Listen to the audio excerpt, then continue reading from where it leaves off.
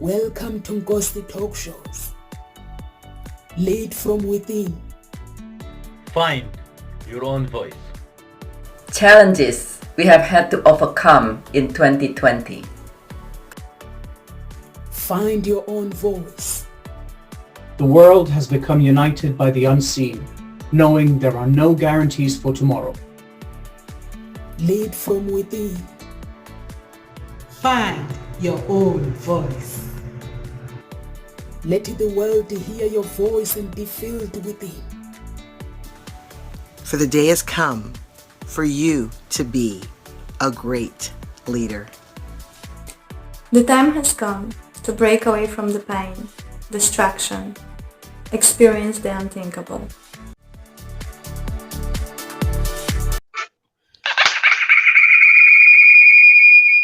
What's the noise? I think it's me. Okay. Yep. Find your own voice. Lead from within. Welcome to Ngozi Talk Shows. Over to you, Amanda. Please introduce yourself to our audience. My name is Amanda Cottrell. I'm coming to you from Calgary, Alberta, Canada, and I am a teacher, an author, and an illustrator, and I help people find their own unique creative capacities within themselves. And my business is called Art, Mindfulness, and Creativity, and I focus on writing children's books and empowering people through their own unique creative capacities. I think we lost Carol Ann, so Noza, do you want to tell us about the topic today? Where is she? She'll be back anyway. So our topic today is Carol Ann, you're back! Yay! Yippee, yippee, yippee, you're back! Oh my goodness! Oh my word! What happened there? Oh, I don't know. Just everything going slow. I decided to turn my phone off because it was causing that feedback and echo, and my laptop had started to work, but it just decided it was going to be unresponsive and take It's forever. one of those days. Those days. Yesterday it took me an hour to get into do my live, and when I was doing my live, basically I've meant to move a house, so I've been calling. It's been taking me like hours to get through, and when I'm actually was doing live, they've decided to call me. So I basically had to cut off my live because basically I'm desperate to speak. I was desperate to speak to them. Yeah. So it's one of those days, Carol Ann, where we can't help the situation. But we are all here now. We are. It's just a bit disconcerting as to what's going on with my laptop because it was fine earlier. But it was when I decided to log in to Restream to come onto this show, it just decided to go, Don't worry, my daughter had her problem with the laptop a few weeks ago, and she had it checked at school, and they said it's a new laptop. The guy said it needs fixing, so she ignored it and just put it away. It was going to cost £100-something. And then one day she decided to put it back on. It decided to work. It was like normal, like nothing has happened. Oh, I know. It's almost like they have a mind of their own. Yeah. But it's not to worry. So our topic today, would you like to introduce yourself, Carol Ann? And also, when you finish, you just get into the topic because you chose this topic and I would like to know more about the topic, please. Lovely. So thank you. And so glad to be here. And it's good afternoon from London, UK. And as the writing facilitator, what I do is I support soul-driven entrepreneurs in becoming more productive with their writing by connecting them with their deeper innate ability to write. But more importantly, they experience free-flowing writing.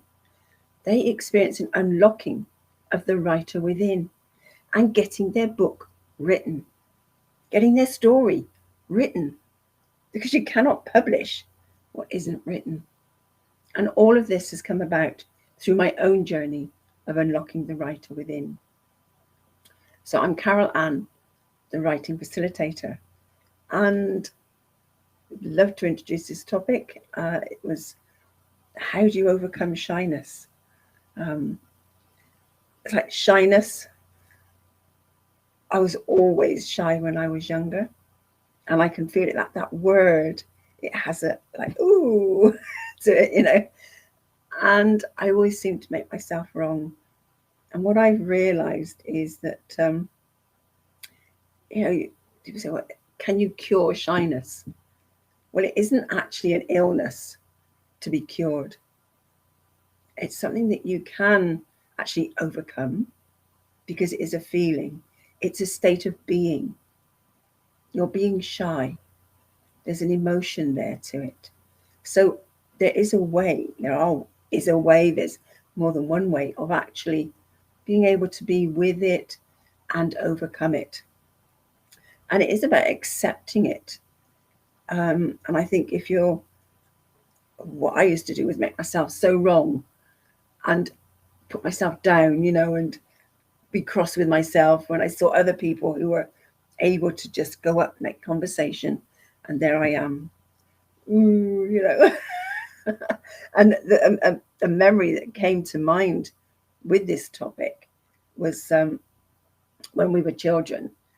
My dad was in the Territorial Army, which is a volunteer army, and every year they would have a Christmas party at the drill hall, as they call it, their building that they used to meet in, and they had this huge hall, and beautiful hall it was. And we used to have a beautiful Christmas party in there every year for all the families and the children. And I now remember just standing and watching others and just feeling that shyness. Who do I go and speak to? How do I talk to this? And watching someone else that I knew go up and talk, be able to talk and just generally move around and socialize. But also she knew quite a few because she was related to quite a few of the children there. And I can remember feeling, oh, that's not fair, you know, but I did enjoy taking part in all the games. It was the socializing, it was the talking. So yeah, shyness, what is it? How does it affect us? How can we overcome it? I thought would just be a great topic to explore, because I think the one thing to take away from today is that there are more people that actually are shy than we realize. And it's being able to notice and be aware of that. We're not the only ones. And I think that's generally the problem, is we think we're the only ones. It's like, oh, I'm the only one here that's shy, that doesn't know what to say. You know, so yeah, so open to you, Amanda. What's your take on this? Well, I think any classroom that I've ever taught in, I've been teaching for like over 15 years, there's always kids who are very outgoing and very lively and like to be the center of attention, and there's always kids that are very shy, and some kids more so than others, but I always have a range of children in the classroom, and I think that shyness is part of their personality, and it's okay. And I think that shyness actually can be a really big strength in lots of ways, because kids who are shy tend to be better listeners. They tend to be observers. They tend to be the kids that are very, very thoughtful in their thought process or in their writing. And so while other people are very outgoing and they have that other strength, people who are shy have a different strength. And I am a very shy person in any of my school. When I was a child, it wasn't like this person talks too much in class. It was this person never talks in class. Even when I was doing my university, I remember I was doing a philosophy class in my first or second year of university, and my professor, I finally raised my hand and said something, and my professor after class was like, why don't you talk more in class? It was like one of the only times I ever talked in class because I had something like really important to say. And I was just like, nope, I'm good. But I feel like I know for me it's taken a long time to gain confidence, and I think there's different levels of shyness at different points in time in your life. Like my daughter, when she was 2, she would walk up to her friend's door and like knock on the door, no problem, and I was like, we should like text first or call or something. And she'd just like march up there and go knock on the door.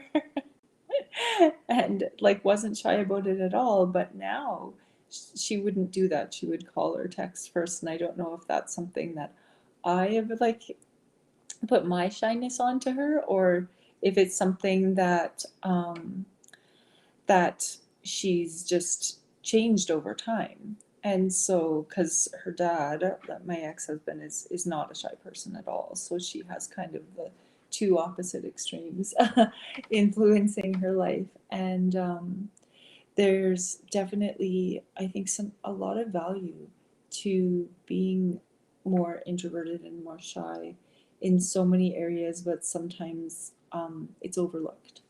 So that's my kind of first 2 cents on shyness anyways. Can you hear me? What's happened to Carol Ann? Is it me or Carol Ann? No, I was muted. Sorry, yeah. You go, Namsa. Basically, I was, I don't know what I was. Was I shy? I don't know. For me, I had a little bit of confusion about my personality.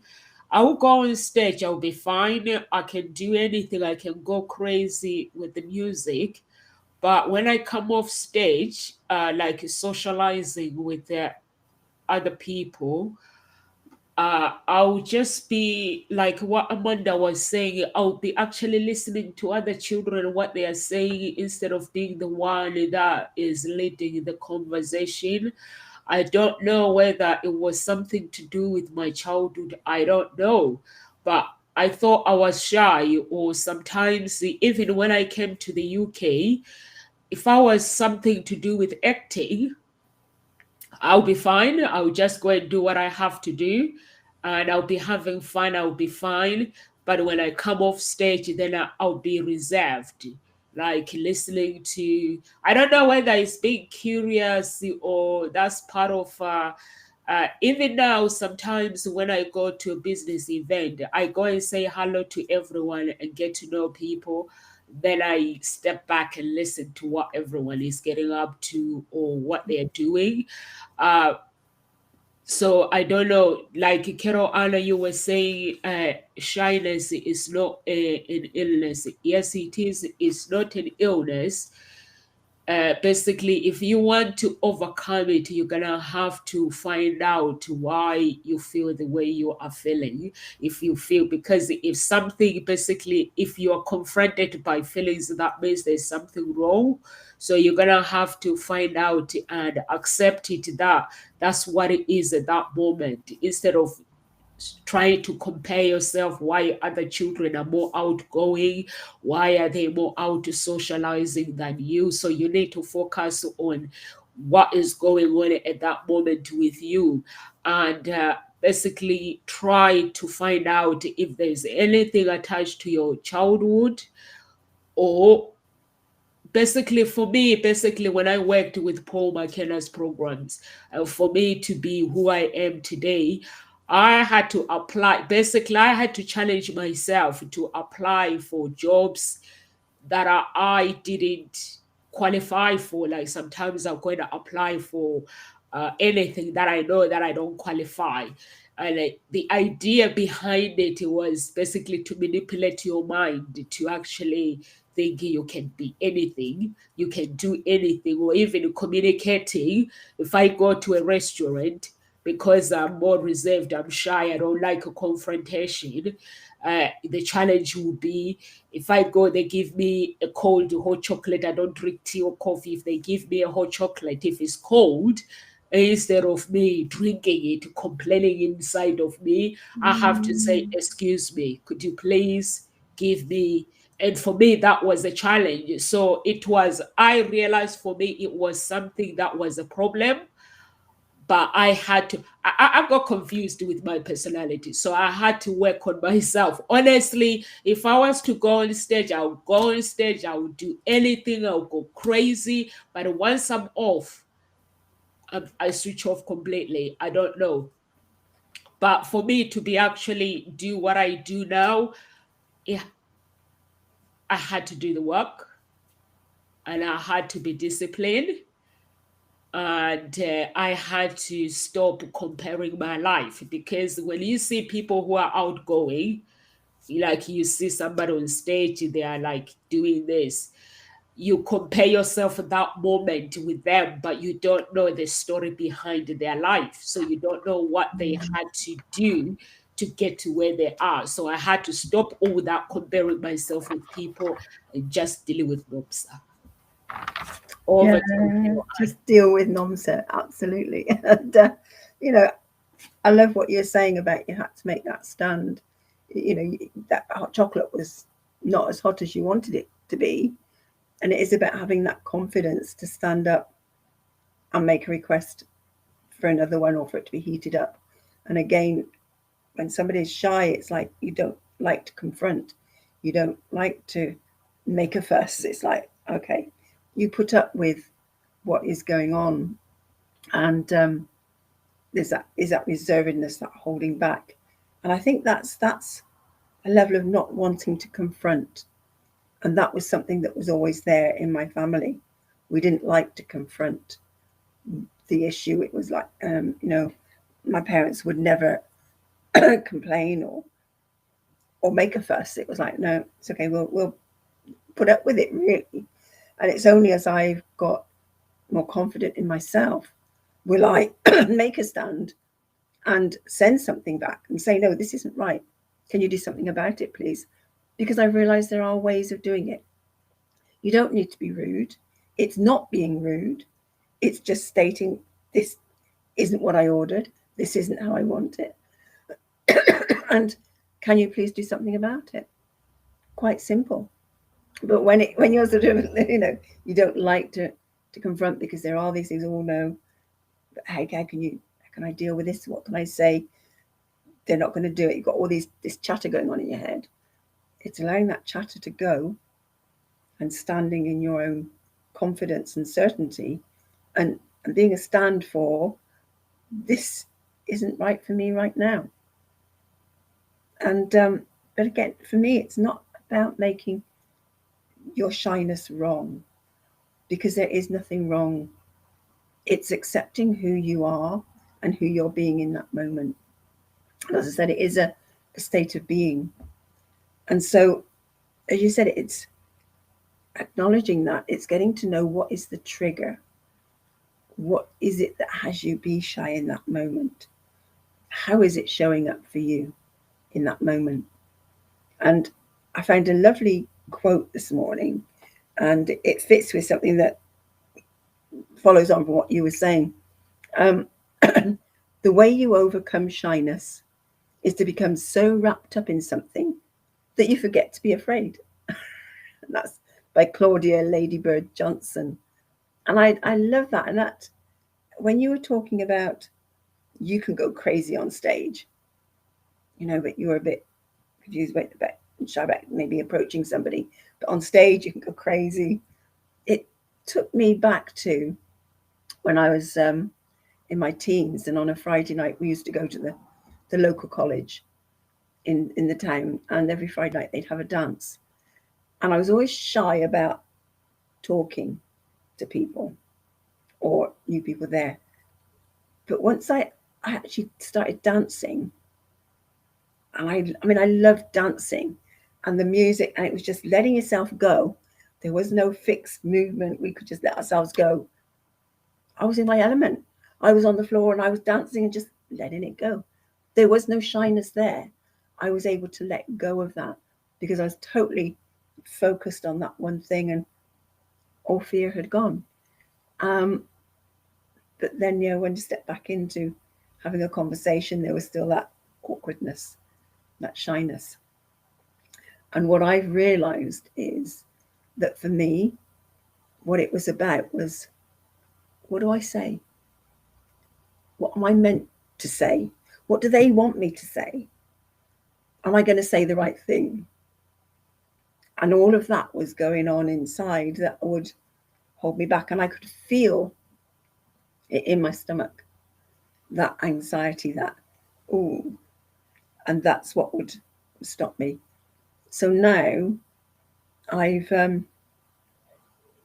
just focus on being present and just being quiet, listening, and allowing whatever is there to be said, to be said. And if there is nothing for me to say, then that's fine.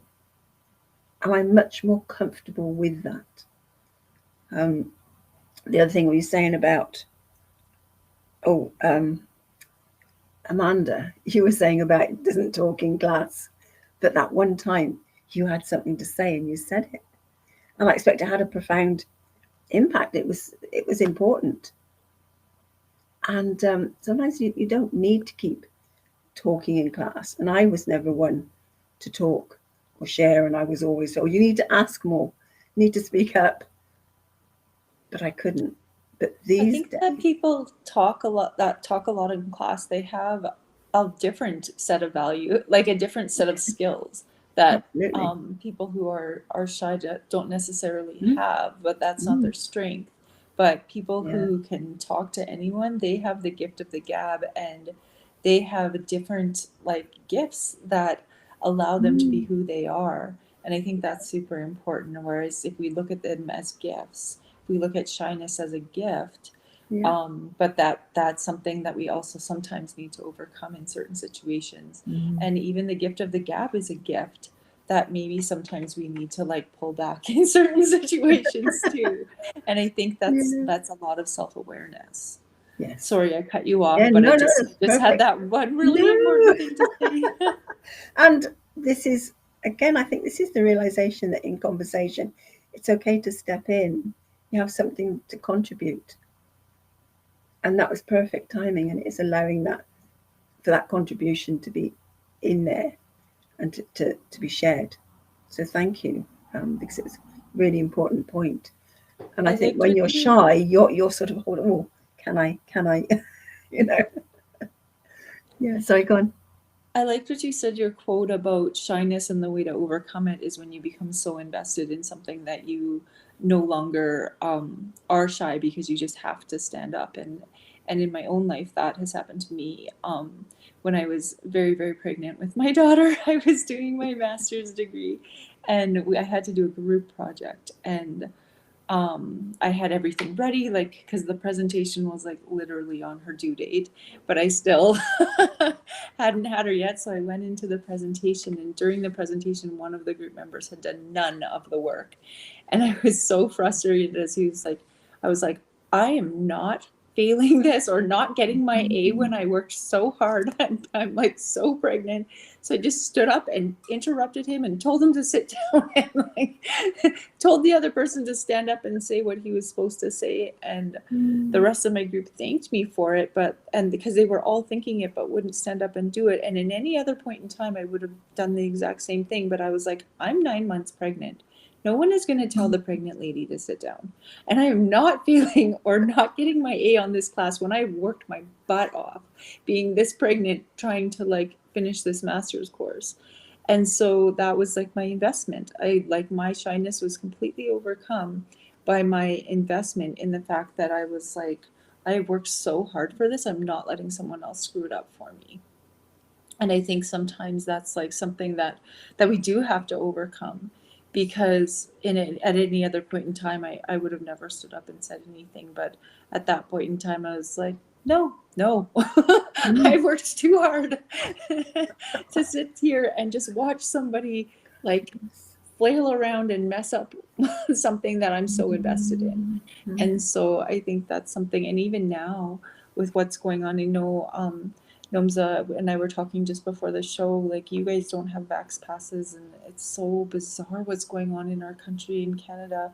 And I've started to speak out, not against like the vaccine, but just against the split in society that it is causing.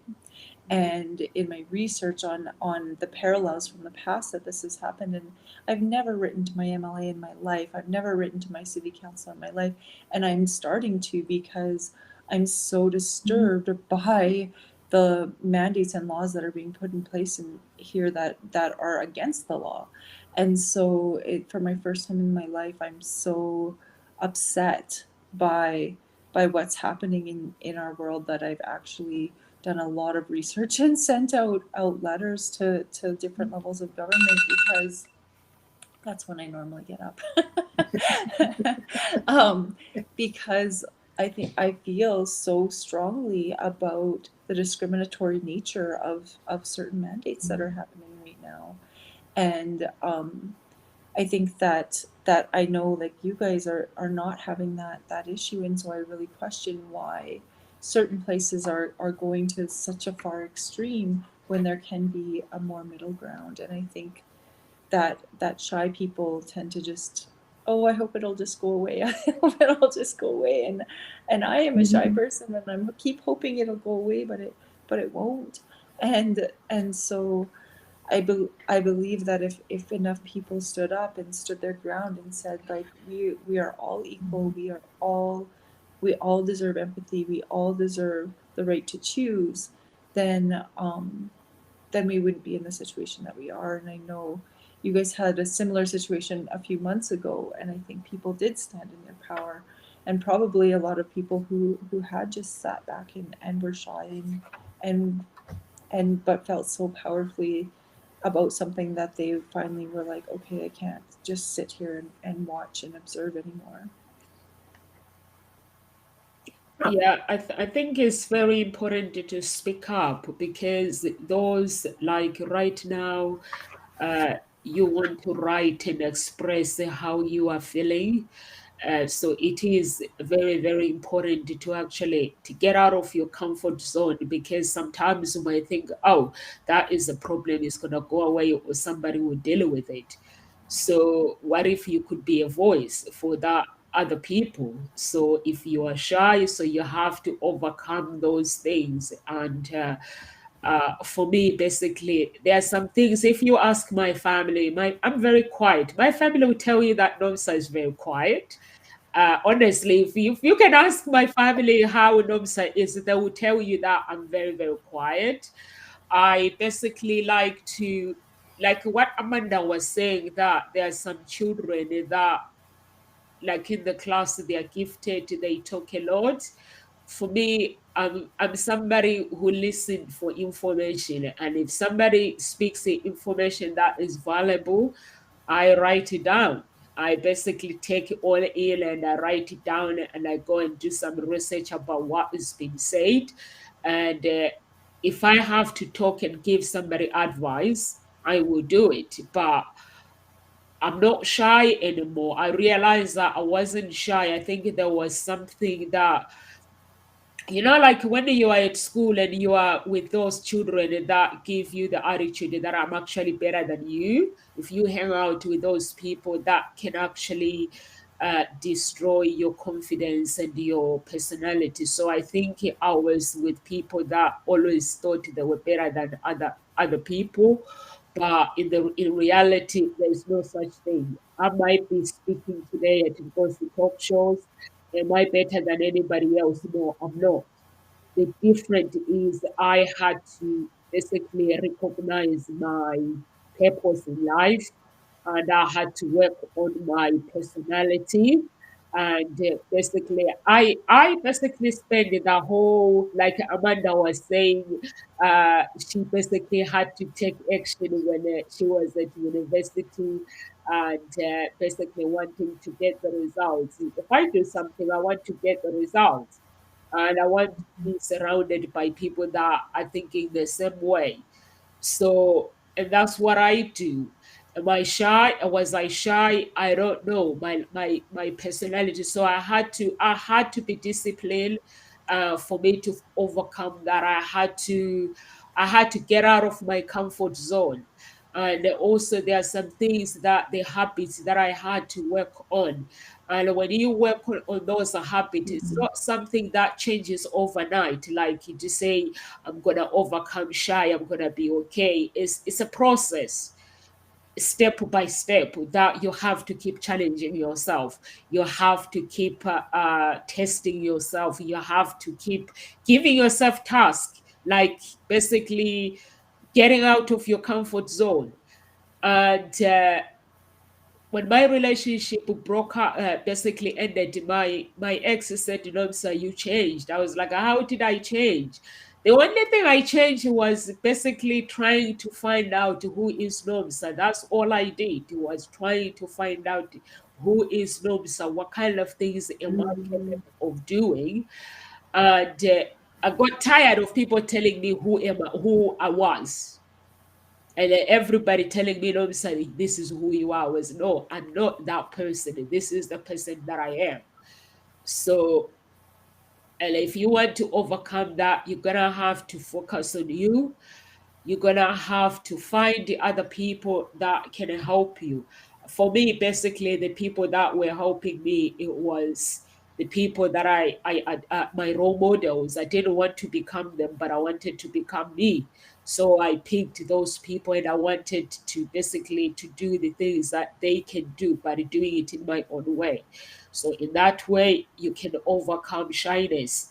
And also, you have to figure out when you are overcoming the shyness, you have to be surrounded by the right people. Because if you are also surrounded by people that I think they are better than you, then it's like at Ngozi talk shows. I had speakers that were telling me that I didn't have enough audience. But when I look at their profile on social media, and I was like, when you are building an audience, it's not something that comes overnight. You have to work on it. And these people were like, you have to do the work. So I was like, but you have to do the work. You can't come in. And my audience, they have to win you over by doing the work. So I couldn't understand it. But it was, then I realized that actually some people want they want the spotlight overnight. But if you are popular because of being famous, then there's something wrong. But if you are popular because of what you're doing, putting an impact in other people's lives, then people will remember you. Because there are like some speakers that when they speak, I get messages, people saying, basically, you guys were helping me. I've had problems, I had this, I had this. So to me, that is amazing. So you can overcome shyness, but like as Carol Ann says, you don't have to make it wrong. And there's something you said there about not being the popular one. Interesting, because there's a sort of a make on, there's an assumption that the popular ones are not shy. Maybe they've just got over something, or maybe there's an assumption that shy people are not popular. Yeah. And that just, there's a quote that I just had to down this morning that I found, and I'm just gonna read because it so fits what you said here in many ways. It says, just because you don't say much doesn't mean people don't notice you. It's actually the quiet ones who often draw the most attention. There's this constant whirlwind of motion and sound all around. And then there's the quiet one, the eye of the storm. So you could be just as popular because you're that quiet one that they drawn to. They do notice you. And I know when I was surprised, because I always felt very quiet, as if I was a shy one at school. I had, lot of friends, but I always felt that other people are much more social and amongst their friendships. But when I went back on a 25-year, after 25 years, we went back and had a meeting and a gathering. I was surprised at who remembered me and how they were interacting, coming up, and I was like, oh, I felt popular in a way. I felt known in a way that I hadn't realized that I was known. It was really bizarre, and it sort of made me think, well, in my own way, I was known and accepted for who I was. And I think there was a turning point for me once when I was crewing at one of Anthony Robbins' events, Unleash the Power Within. And I mean, there was it's one of these huge events that was here in London, and it was over 13,000 participants. So there was a huge crew room in the back, one of the back rooms, a lot of crew. And I was sat in the crew room, and I was always very sort of felt that I was on my own. And if I sit on my own, there's something wrong here. And this one day, I just stopped myself. And I looked around, and I became aware of other people who were just sat on their own. Because in my head, it was like everybody's with everybody else, And so literally I got out of my own head and became present to what was actually there. And I said, oh, they're happy on their own. And I went, well, actually, I'm happy on my own. And then all of a sudden, someone got up and came over and started talking. It was beautiful. And then I just found myself making conversation. I will now look and see if there's someone on their own and go and have a conversation and strike up a conversation. And so that was quite a big realization for me, that I wasn't the only one just sitting on my own, and that realization that I'd assumed everybody was with everybody else. I liked what you said before about the quote on listening when the quiet one actually speaks up, because I know from teaching that when somebody who's very quiet actually raises their hand and says something, it's usually very profound. And I think that's something really important to recognize, is that sometimes people, like, there are people who talk and talk and talk and talk and talk because they're uncomfortable with quiet. They're uncomfortable with silence. But those people that are comfortable with silence, sometimes when they do actually speak up and say something, it is very profound. And I think sometimes we need to just watch for that. And I think too that's okay, and that's wonderful, and those are the observers, and those are the people who take everything in and really think before they speak, because not everyone truly thinks before they speak. And I think that's something that sometimes we really need to take a step back and do. The people who aren't shy, maybe just like hold it in and think for a minute before you're just yeah, I think that's something that's so important. And Gnomes, I think how you were saying that you went through, when you went through your divorce, you had this like awakening to who you were, and you were like, I'm not being what anyone else says that I want. That who I am. I'm being who I am. And I think finding out who you are is something that is so profound and so important, but it also, finding out who you are is a continuous journey. So I don't think that, like, because I have a similar journey in my divorce, where once I got divorced, I truly started standing in my power and figuring out who I was, and being okay with being alone, and being okay with standing in my power of learning how to buy a house by myself, learning how to sign up for utilities, learning how to like get cable, all those things that I had no idea how to do, learning how to do my own taxes. All of those things are a constant journey to find out who you truly are.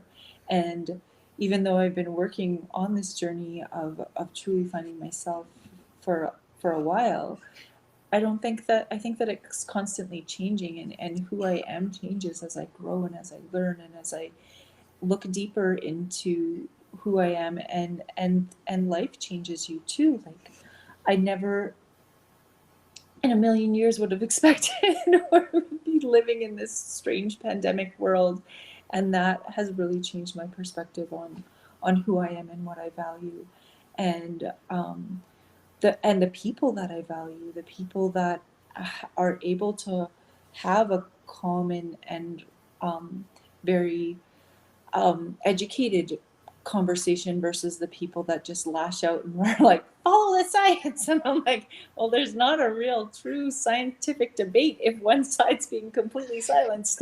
If you can have an open public debate on this, then yes, we can talk about the science. But if it's just follow the science, it's not you. Science is constantly changing, just as we are constantly changing.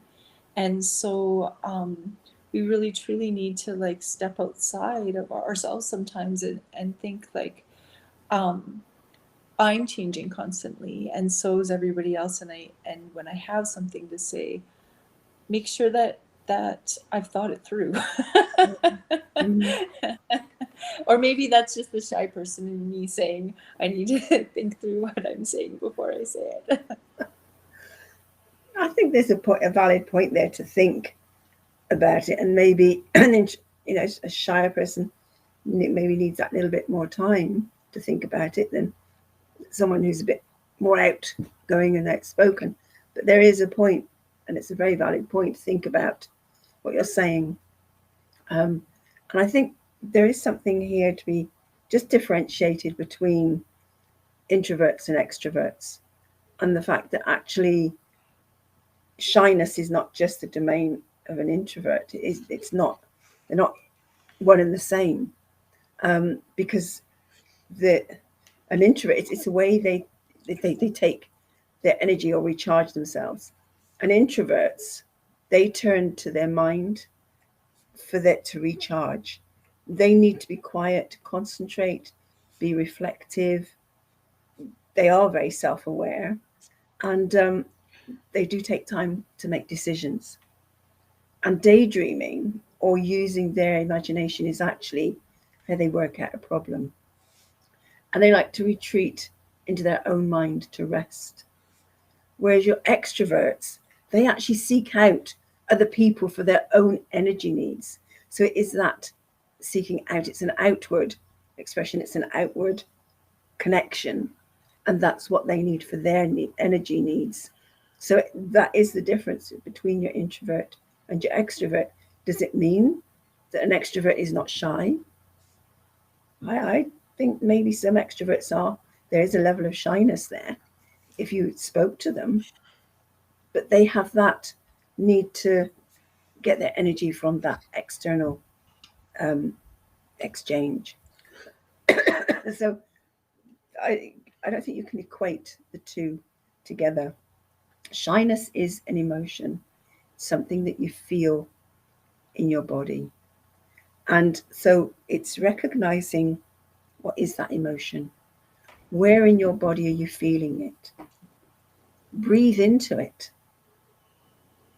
and just allow it to be there, and just surround it with love, and just let it, as you feel it, just be aware of what then happens to that feeling, and just keep going into the whatever you're feeling, breathing into it, surrounding it with love. And then whatever it is that you were wanting to do that you felt shy about doing, maybe that you just find it. But it is about working with the emotion. And if you find that hard to do, reach out to somebody that can support you on that journey, because there is an emotional journey. There is ways of dealing with that. And again, there's tapping, which you could look at. Again, it's about emotions and working with releasing and reframing that emotion and letting it go. and feeling that, just that comfort in your stomach or whatever part of your body is the tension, just relaxing it, moving on. But recognizing what are the triggers. Make a list of what's going on in your head, what's triggering you. Write it down. And then maybe just tackle each one bit by bit. But just keep working on yourself. And over time, you will find that there is that acceptance of who you are. You come to know who you are, which is the key to this. And being able to accept who you are and how you're being, and that you can shift that state of being. And that being shy doesn't always have to be there. And it's got a place. It's up to you. You have a choice. Do you want to hang on to it and go, I am shy? It's a label.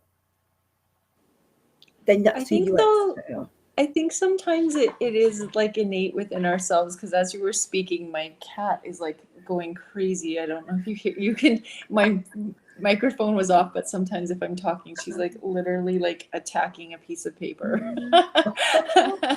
But she is a very shy cat. Like if there's anybody else in our house, she like, or especially kids, she'll go upstairs and she'll hide under my bed the entire time people are here. But she's a very affectionate cat, and if it's just me and my daughter here, or somebody that she knows, she'll be crazy. But I think sometimes our pets are also very, and I know dogs are like that too. Some dogs are very shy. Some dogs are very in your face. Some dogs, like, they have their own unique personalities, just as we have our own unique personalities. And so, but we have that conscious thought process to be thinking about our personalities and to be questioning it and thinking about, well, if I want to be more outgoing, how do I approach that? If I want to be more, take a step back because I know I'm that person that talks constantly, and I can be conscious of it and look at it from a different perspective. Whereas I don't think our pets have that. My cat's just like, people hide. But I think sometimes that we have to recognize that's just maybe something that we're born with, and that we have to, but we have the ability to be conscious of it and to think about it in different ways. And I think that's something. And I don't know, she just made me think of that because she's so crazy, but also she's very, very shy. So I think our pets can maybe teach us something in that respect too, to not be so hard on ourselves. Yeah, we don't have to, you don't have to label yourself, or you don't have to be too hard on yourself, because once you recognize that you're shy, your shyness, then that means it's a start. That means you're recognizing it, and that means there's a journey that you want to take, which is a different journey instead of being shy. So instead of start looking at other people and being too hard on yourself, if you look at other people and you compare yourself, that means you're not actually solving the problem. So you have to focus on exactly your strength, your weaknesses. This is what I did, and without blaming yourself, and choosing your relationship carefully, very, very carefully. I had to let some friends go when I was actually working on myself. I had to let some people go, and I had to basically work on my emotions as well. Carol, Anna, you spoke about emotions as well, and be alert of your own emotions as well. And when you do let your people go, you have to understand that they are who they are, and you are recognizing this is not who you want to hang around with. Instead of blaming or making them wrong, just simply move away. And without making yourself wrong either. For me, basically, it was a tough decision. And that decision did not happen overnight. It was a journey, like Amanda is saying. It's something that you have to, sometimes, some days you might feel down because you are making, or sometimes you might feel guilty. So you have to, for making that right decision, you have to have that awareness of your emotions to say, no, I'm not feeling guilty. This is the path that I need to take.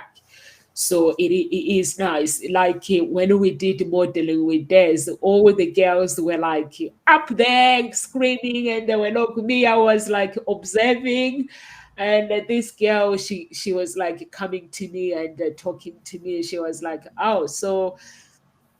Nomsa, she was like, so Nomsa, do you go to this church? I was like, yeah, how do you know? She was like, I can tell with your personality, you're more calm.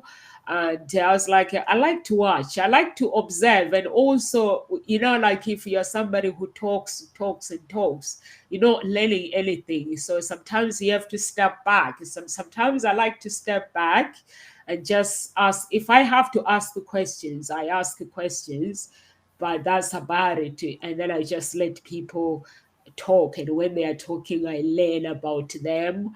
And then if there's something more deep I need to understand in what they've said, I'll just go and ask. I'll be like, I heard you saying this, please explain. And then they'll be telling me like some life stories about their lives, and it's amazing when you actually just sit back and be like, I'm a noisy packer anyway, so I like to be quiet.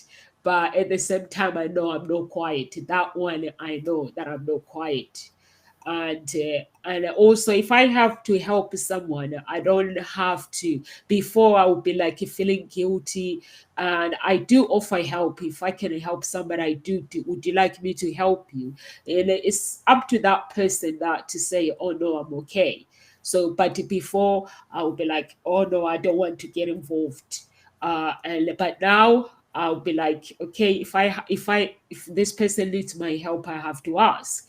They only have to say no or yes, and that's all I do. So you just have to overcome it. You have to. Amanda's advice is a journey, step by step.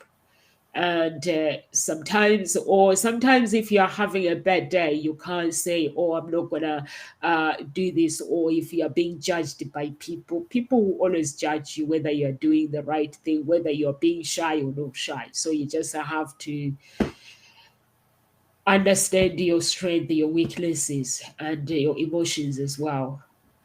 So anyway, we are past 2 o'clock. So any words of encouragement, Carol Ann, you would like to leave with our audience? Yes, and I just want to say I love what you're saying about your pets, Amanda. I totally agree. You can learn a lot from them. It's so beautiful. And there's just 2 quotes I'd like to leave people with. There is nothing that makes us feel more lonely than our shyness. And that's where you can wrap yourself up a bit. And I think that really hit a chord. And then this one I just absolutely love. This one's by Anita Diamond. When a shy person smiles, it's like the sun coming out. Yeah, you can see it's just like that smile, that sunshine. It's like their whole being. It is the most beautiful thing. So smile, and accept and understand who you are, because that's the most important thing. When you know who you are and can accept that, then so does everybody else. What about you, Amanda? What's your last words of advice here? Oh, I like the know who you are, and continue on that journey, and to find the power to step up if you are shy when you need to, like it said in your one quote. But also, if you are not shy at all, maybe there are some times where you need to just step back and become a listener, and you might learn some more about yourself if you can be conscious of that. So I think it's just the more on the journey of self-awareness, and I think that's a super powerful thing. you so much. Thank you so much, ladies. For me, is don't let shyness stop you seeking success, because it can. So don't let it stop you. And this is it's a journey. And